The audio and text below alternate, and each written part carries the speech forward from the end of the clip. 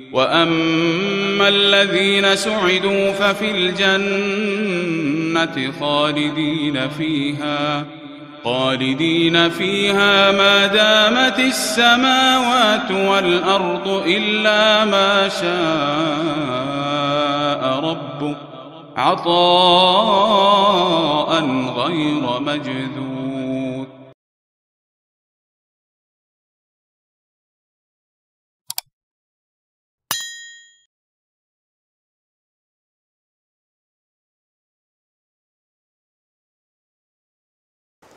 بسم اللہ الرحمن الرحیم نحمدہ ونصلی علی رسولہ الکریم اما بعد. محترم دوستو اور بزرگوں،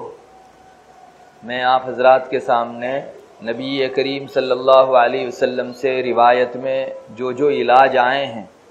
ان کے بارے میں تفصیل ذکر کر رہا تھا. اس سے پہلے تقریباً 2 مجلسوں میں آپ حضرات نے ایک خاص قسم کے علاج حجامہ کے بارے میں سنا، پچھنا لگانا جس کو اردو میں کہتے ہیں، اور اس وقت تو حجامہ ہی کے نام سے وہ ہمارے درمیان مشہور ہے. نبی کریم صلی اللہ علیہ وسلم نے حجامہ کی ترغیب بھی دی ہے، خود حجامہ لگوایا بھی ہے، اور بہت تفصیل بھی بعض خاص زاویوں سے آپ نے ذکر فرمائی ہے. چنانچہ بعض روایتوں کے اندر دن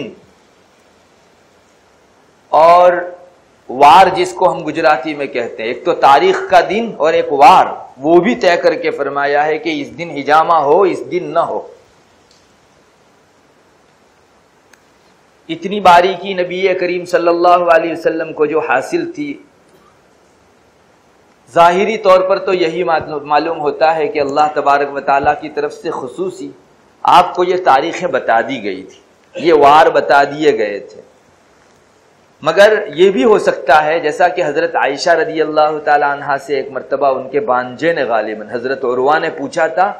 کہ آپ اتنے سارے علاج جانتی ہو، کہاں سے سیکھا ہے آپ نے؟ تو حضرت عائشہ رضی اللہ تعالی عنہا نے اس وقت جواب میں فرمایا تھا، ملا علی قاری نے اس کو نقل کیا ہے، حضرت عائشہ نے جواب میں فرمایا تھا کہ رسول اللہ صلی اللہ علیہ وسلم کے ساتھ کچھ بیماریاں لگی رہتی تھی، تو مختلف جگہوں سے طبیب حضرات آتے اور الگ الگ علاج بتاتے، تو وہ سب علاج چونکہ گھر بہت چھوٹا تھا تو میں بھی سنتی تھی، تو وہ سارے علاج مجھ کو یاد رہ گئے، اس لیے ان علاجوں پر میری زیادہ نظر ہے. جیسا کہ آج بھی کسی بزرگ کے یہاں جب بیماری آتی ہے تو ہر آدمی اپنی سعادت سمجھتا ہے کہ اپنی طرف سے ان کو کوئی علاج بتاوے جس سے لوگوں کو فائدہ ہوا ہو یا جو اس کے تجربے کی روشنی میں ثابت ہوا. تو ویسے یہ بھی ممکن ہے کہ نبی کریم صلی اللہ علیہ وسلم کو یہ تاریخیں اور وار ان اطباء کی جانب سے معلوم ہوئی ہو. مگر اتنی بات ضرور ہے کہ نبی اپنی زبان کے ذریعے سے کسی بات کو بولتا ہے تو وہ حق ہو جاتی ہے. چونکہ قرآن کریم میں اعلان ہے نبی کریم صلی اللہ علیہ وسلم کے سلسلے میں، وَمَا يَنطِقُ عَنِ الْهَوَىٰ إِنْ هُوَ إِلَّا وَحْيٌ يُوحَىٰ. نبی جو بولتے ہیں وہ اپنے من سے، اپنے جی سے کبھی نہیں بولتے، نفسانی خواہشات سے کبھی نہیں کہتے. اللہ کی طرف سے وہ وحی ہی ہوتی ہے جو نبی کی زبانی نکلتی ہے. اس لیے ان روایتوں کے اندر جو تاریخ اور وار کا تذکرہ آیا ہے، اس کو اگرچہ آپ کو بتایا ہو طبیبوں نے، مگر آپ کی زبان پر آ جانے کی وجہ سے اب وہ ایک اتنی پکی اور سچی بات ہو گئی کہ اس کا ہم انکار نہیں کر سکتے. تاریخ کے سلسلے میں بعض روایتوں میں ہے، جیسے کہ حضرت انس رضی اللہ تعالیٰ عنہ کی روایت ہے، فرماتے ہیں کہ نبی کریم صلی اللہ علیہ وسلم 2 جگہ پچھنا لگایا کرتے تھے. یہ روایت کا اتنا ٹکڑا میں گزشتہ آپ کو بیان کر کے آیا. 2 جگہ یعنی اخدعین پر، یہ جو یہاں شہرگ ہے ہماری دھمنی ہے، اس پر آپ پچھنا لگاتے، اور اپنے مونڈھے کے اوپر، اپنے کندھے کے اوپر جو ہے وہاں پچھنا لگاتے. اسی روایت میں اگلا ٹکڑا یہ بھی آیا ہے کہ نبی کریم صلی اللہ علیہ وسلم کے پچھنا لگانے کا معمول 17 تاریخ مہینے کی 18، 17، 19 اور 21، یہ 3 تاریخ کو آپ صلی اللہ علیہ وسلم کا معمول تھا کہ آپ پچھنا لگاتے. یہاں یہ بات یاد رہنی چاہیے کہ اس زمانے میں خصوصاً نبی کریم صلی اللہ علیہ وسلم کے یہاں تو یہ جو قمری مہینہ ہے جس کو ہم اردو مہینہ کہا کرتے ہیں، اس حساب سے تاریخ طے ہوتی ہے. یہ عیسوی مہینہ ان دنوں لوگوں میں رائج نہیں تھا، کچھ علاقے جو ہے اپنے تئیں عیسوی روح سے چلتے ہوں، مگر آپ صلی اللہ علیہ وسلم نے جو حدیث شریف میں تاریخیں بتائی ہیں وہ قمری مہینے کی تاریخ ہے، چاند کے اعتبار سے وہ تاریخیں ہیں۔ چنانچہ آپ کا معمول تھا کہ 3 روز آپ پچھنا لگاتے تھے، یا تو 17 تاریخ کو، یا 19 تاریخ کو، یا 21 تاریخ کو۔ حضرت عبداللہ ابن عباس رضی اللہ تعالیٰ عنہما کی ایک روایت میں مزید یہ بھی ملتا ہے کہ آپ پسند فرماتے تھے، کان یستحب، آپ صلی اللہ علیہ وسلم پسند فرماتے تھے کہ ان 3 دنوں میں سے کسی دن یا تینوں دن پچنا لگائے، اور وہ یہی 17، 19 اور 21 تاریخ۔ بلکہ بعض روایتوں میں تو بہت صاف آیا ہے آپ صلی اللہ علیہ وسلم کا یہ ارشاد کہ جو آدمی 17، 19 اور 21 کو پچنا لگائے یہ تمام بیماریوں کی دوا ہے۔ تو آپ صلی اللہ علیہ وسلم ان دنوں پچنا لگانے کو کیوں زیادہ بہتر سمجھتے تھے؟ اس لیے کہ آپ کو اللہ کی طرف سے بتایا گیا تھا کہ تمام بیماریوں کی دوا پچنا لگانے میں ہے، اور خصوصی طور پر وہ ان 3 دنوں پچنا لگانے میں ہے۔ جیسے یہ دن طے ہیں، اس طرح سے بعض خاص دنوں میں پچنا نہ لگانا، اس سلسلے میں بھی آپ کی تعلیمات ملتی ہیں۔ کبشہ بنت ابی بکر وہ فرماتی ہے کہ میرے والد ابو بکر جو تھے وہ اپنے گھر والوں کو کبھی بدھ کے دن پچنا لگانے نہیں دیتے تھے۔ بدھ کا روز جو آتا کسی دن پچنا لگانے نہیں دیتے بدھ کو۔ ان کے والد ابو بکر جو کبشہ بیٹی ہے وہ فرماتی ہیں، اور یہ بھی کہتی ہیں کہ خود میرے والد کا اپنا یہ سوچنا تھا کہ انہوں نے نبی کریم صلی اللہ علیہ وسلم سے اس طرح کی بات سن رکھی تھی کہ بدھ کے دن خون جوش مارتا ہے، اور اس دن میں ایک گھڑی ایسی ہوتی ہے جس گھڑی کے اندر اگر کسی کو جو ہے کوئی زخم لگ جائے یا نشتر لگ جائے تو خون تھمتا ہی نہیں ہے۔ یہ ایک ایسی بات ہے جو وحی کے علاوہ اور کہیں سے معلوم نہیں ہو سکتی۔ آج ڈاکٹر گھڑیوں کے سلسلے میں، دنوں کے سلسلے میں نہ جانے کتنا ریسرچ کرتے ہیں، تب جا کے عمریں گزرتی ہیں اور کچھ ہاتھ لگتا ہے۔ آپ صلی اللہ علیہ وسلم کے حوالے سے حضرت ابو بکر جو کبشہ کے والد ہیں وہ فرماتے ہیں کہ نبی کریم صلی اللہ علیہ وسلم نے گویا یوں فرمایا تھا کہ بدھ کے دن خون جوش مارتا ہے، اگر اس دن پچنا لگائیں گے تو اس دن خون کا یہ جوش ممکن ہے تھمے نہیں، اور اس دن میں ایک گھڑی تو ایسی آتی ہے کہ جس میں اگر پچنا لگایا گیا یا نشتر مارا گیا یا زخم لگ گیا تو خون بالکل تھمتا ہی نہیں ہے، وہ بہتے ہی رہتا ہے، ممکن ہے یہ چیز ہلاکت کا سبب بن جائے۔ تو بہرحال بدھ کا دن اس روایت میں آیا ہے کہ پچنا نہیں لگانا چاہیے۔ البتہ ملا علی قاری نے فرمایا ہے کہ اگر بدھ کا دن 17 تاریخ کو پڑ رہا ہو تو اس صورت میں بعض روایتوں کے اندر خصوصی طور پر آیا ہے کہ اس دن اگر پچنا لگایا جاوے تو انسان کو شفا یابی میسر ہوتی ہے۔ جیسے حضرت معقل ابن یسار رضی اللہ تعالیٰ عنہ کی روایت ہے، نبی کریم صلی اللہ علیہ وسلم کا وہ یہ ارشاد نقل کرتے ہیں کہ اگر کسی شخص نے بدھ کا دن اور 17ویں تاریخ کو پچنا لگایا، 1 سال کی تمام بیماریوں کی اس میں اللہ تبارک و تعالیٰ نے دوا کر دی ہے، دوا رکھ دی ہے۔ تو یہ کہا جا سکتا ہے کہ پورا مہینہ جو قمری ہو اس کی 17 تاریخ کو اگر بدھ پڑ رہا ہو تو اس دن پچنا لگانے کے اندر حرج نہیں ہے، بلکہ 1 سال کی بیماری کی دوا اور شفا کی ضمانت ہے۔ بعض اور روایتوں میں اور دن بھی آئے ہیں، جیسے ابن شہاب زہری رحمت اللہ علیہ وہ روایت کرتے ہیں نبی کریم صلی اللہ علیہ وسلم نے اس طرح سے ارشاد فرمایا کہ اگر کوئی آدمی سنیچر کے دن پچنا لگائے یا منگل کے دن پچنا لگائے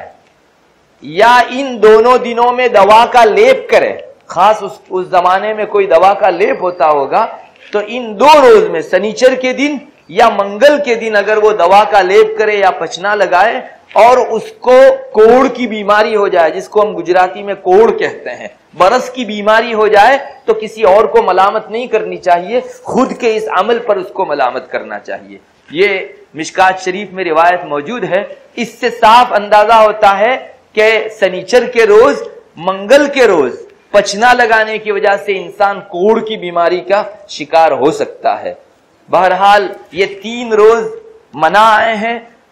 سنیچر کا روز، منگل کا روز اور بدھ کا روز، اور 17 تاریخ، 19 تاریخ اور 21 تاریخ، ان 3 تاریخوں کو پچنا لگانے کی ترغیب آئی ہے۔ نبی کریم صلی اللہ علیہ وسلم کی ان ساری روایتوں پر ہمارا ایمان ہے، یقین ہے۔ اگر کوئی آدمی اللہ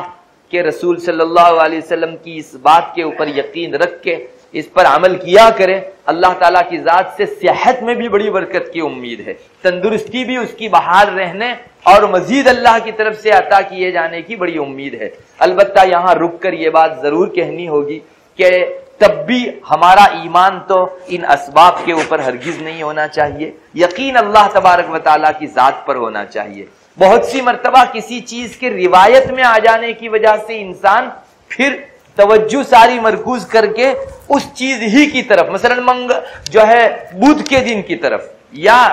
17 تاریخ کی اپنی ذاتی کوئی تاثیر ہے، یا 19 تاریخ کی اپنی ذاتی کوئی تاثیر ہے، یا 21 تاریخ کی اپنی ذاتی کوئی تاثیر ہے، ایسا سمجھنے لگتا ہے۔ اور کسی دن 17 تاریخ اور بدھ کا روز یہ دونوں ساتھ پڑ گیا تو کسی کو ڈبل جو ہے یہ تاثیر کا اندیشہ ہو سکتا ہے۔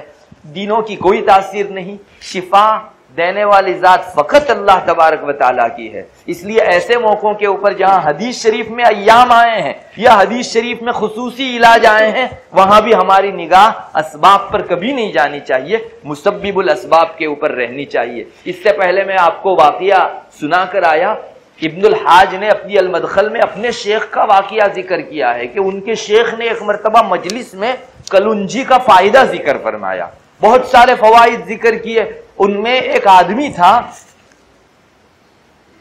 جس کو آنکھ میں کچھ تکلیف تھی، تو جب ان کے شیخ نے یہ بات ذکر کی کہ ساری ہی بیماریوں کے لیے کلونجی میں اللہ تبارک و تعالیٰ نے شفا رکھ دی ہے، حتیٰ کہ آنکھ کے اندر بھی اگر اس کو باریک کر کے پیس کر کے صفوف بنا کر لگایا جائے تو انسان کو شفا ہوتی ہے، تو اس شخص نے سنا اور یہ اپنے گھر گیا اور اس کو آنکھ میں جو تکلیف تھی اس سلسلے میں اس نے کلونجی کو لے کر پیس کر اس کو اپنی آنکھ میں سرما لگایا۔ پھر تو اس کی آنکھ کی حالت ایسی ہو گئی کہ آنکھ بالکل ختم ہونے کو ہوئی، یعنی روشنی بالکل جو ہے اس کو ختم ہونے کو ہوئی، مگر وہ یہی کہتا رہا کہ میرے شیخ نے سچ کہا ہے، اور انہوں نے جو اللہ کے رسول صلی اللہ علیہ وسلم کا حوالہ دیا، اللہ کے رسول نے بھی بہت سچ کہا ہے۔ چنانچہ بڑے دنوں کے بعد پھر ان کے اس یقین کی وجہ سے آہستہ آہستہ ان کی یہ بیماری ختم ہوئی۔ وہ اپنے شیخ کے پاس آئے مجلس میں، پوچھا اتنے دنوں سے کہاں تھے؟ تو جواب دیا کہ حضرت ایسا ماجرا ہو گیا تھا، آپ سے جس دن کلونجی کا یہ فائدہ سن کر گیا تو میں نے تو لگایا، میری آنکھ کی حالت بڑی دیگرگوں ہو گئی، بہت تکلیف ہونے لگی مجھ کو، لیکن مجھے یقین تھا اور میں نے یہی کہا۔ میرے شیخ نے بھی اللہ کے رسول کی حدیث سچ بیان کی اور اللہ کے رسول صلی اللہ علیہ وسلم نے بھی سچ فرمایا، تو آج میں اچھا ہو کر آپ کے پاس آیا ہوں، ماشاءاللہ میری روشنی قائم ہے۔ تو اس وقت ابن الحاج کہتے ہیں کہ ہمارے شیخ نے سارے مریدوں کے درمیان میں اعلان کیا کہ دیکھو، اطباء سے معلوم کیے بغیر بلا کسی مقدار کے اور بلا کسی تعلیم کے جو ہے سیدھا علاج مت کر لیا کرو۔ اس آدمی کی آنکھ کو اس کے یقین نے بچایا ہے، ورنہ اگر یقین نہ ہوتا تو کلونجی ممکن ہے کہ اتنی لگانی چاہیے اس نے زیادہ مقدار میں لگا دی ہو، یا کسی خاص وقت میں آپ کا منشا ہو اور اس نے اور وقت میں لگا دی ہو۔ اس سلسلے میں تھوڑا سا طبابت کی روح سے بھی جو ہے دیکھا جانا چاہیے۔ بہرحال میں آپ کو یہی کہوں گا کہ ان نبوی علاجوں کے کرنے کے موقع کے اوپر بھی یقین تو ہمارا نبی کریم صلی اللہ علیہ وسلم کی سچائی پر اور اللہ تبارک و تعالیٰ کے شافی ہونے کے اوپر رہنا چاہیے، یہ گوشہ کبھی بھی ہمارے دل و دماغ سے ہٹے نہیں۔ میرے استاد مولانا اسماعیل صاحب سے تو بارہا میں نے سنا، آپ فرماتے ہیں کہ جب ڈاکٹر کے پاس جاؤ تو آپ کا نمبر آنے سے پہلے اللہ کی طرف متوجہ ہو کہ اللہ اس کے دل میں وہ صحیح علاج ڈال دے اور صحیح تشخیص ڈال دے۔ دونوں چیزیں اللہ کے ڈالنے سے ہوتی ہے، ورنہ بڑے سے بڑے ریسرچ کرنے والے ڈاکٹر، ماہر اور تجربہ کار ڈاکٹر سے بھی غلطیاں ہو جاتی ہیں۔ اللہ کی مدد لینی چاہیے، اور یہ ہے کہ نبی کریم صلی اللہ علیہ وسلم نے جو اوقات طے فرمائے اس میں اللہ تبارک و تعالیٰ نے برکت ضرور رکھی ہے۔ قرآن اور حدیث شریف کی ایک ایک آیت اور ایک حدیث کے اندر پورا طبابت جو ہے سمیٹ کے رکھ دیا گیا ہے۔ بعض اطباء نے اپنی کتابوں میں لکھا ہے کہ قرآن کریم کی ایک آیت میں پوری طبابت اور پوری ڈاکٹری جمع کر کے رکھ دی گئی ہے، وہ ہے کلو واشربو ولا تسرفو ان اللہ لا يحب المسرفین۔ کھاؤ پیو، اللہ کی نعمتوں کو برتو، مگر حد تجاوزی سے کام مت لو۔ بس جو آدمی بیلنس میں رہ کر، اعتدال میں رہ کر کھانا پینا رکھے گا، اللہ تبارک و تعالیٰ نے فرمایا ہے کہ اس آدمی کی صحت و تندرستی، اس آیت کریمہ کے سیاق سے دلالتاً یہی چیز نکلتی ہے، اللہ جس کی اجازت دے وہ ہلاکت کا سبب نہیں بن سکتا، وہ انسان کی صحت و تندرستی کا سبب ہے، تو انسان کو اس سے تندرستی میسر ہوگی۔ اور ایک حدیث شریف کا چھوٹا سا ٹکڑا بھی بیان کیا جاتا ہے جس میں پوری ڈاکٹری لپیٹ کے رکھ دی گئی ہے۔ نبی کریم صلی اللہ علیہ وسلم کے پاس ایک طبیب آیا، اس نے کہا کہ آپ ہماری طبابت کے سلسلے میں کچھ ارشاد فرمائیں، کیا ہونا چاہیے اور کیا بات ہے؟ آپ نے صرف 2 جملے چھوٹے چھوٹے ارشاد فرمائے، جس کا خلاصہ یہ ہے کہ المعدۃ بیت کل داء والحمیۃ رأس کل دواء، انسان کا معدہ جو ہے وہ تمام بیماریوں کی جڑ ہے، یعنی یہ اگر اپنے مقدار سے زیادہ بھر گیا تو انسان بیمار پڑ سکتا ہے، اور پرہیز، دوا کے مقابلے میں پرہیز یہ تمام بیماریوں کی جڑ ہے، تمام دوائیوں کی جڑ ہے۔ انسان اگر پرہیز کر لے تو دوائیوں کی بھی انسان کو ضرورت نہ پڑے۔ بہرحال ہمیں یقین رکھنا چاہیے نبی کریم صلی اللہ علیہ وسلم کے ان ارشادوں کے اوپر، اور اس سلسلے میں اللہ تبارک و تعالیٰ کی ذات پر یقین بھی ہمارا قائم رہنا چاہیے۔ اللہ تبارک و تعالیٰ ہم سب کو ان پر عمل کی توفیق مرحمت فرماوے۔